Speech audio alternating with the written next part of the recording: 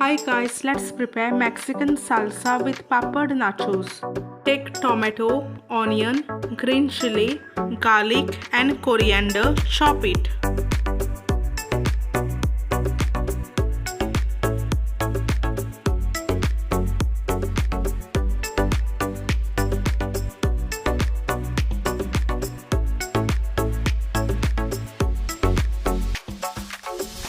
Take a bowl, in that add all chopped ingredients.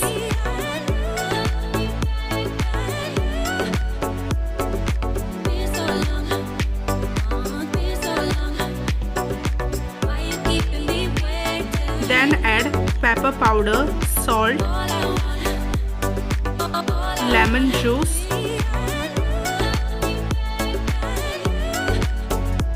and tomato sauce. Mix it well.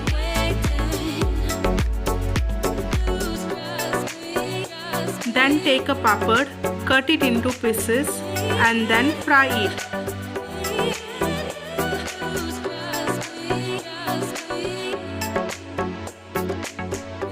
And it's ready.